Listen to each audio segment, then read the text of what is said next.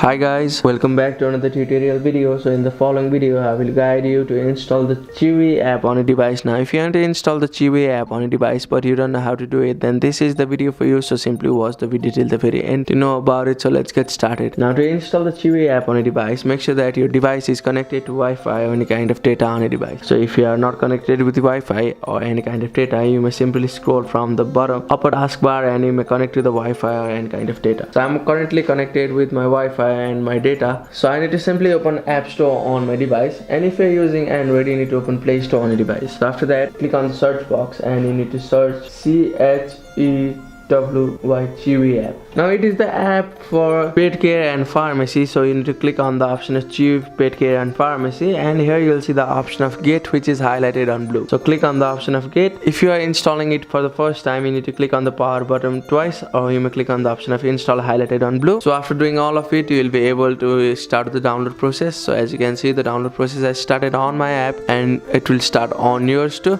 So thank you for watching the video. That's how you can install the Chewy pet care and pharmacy app on your device. Thank you for watching it. Bye bye.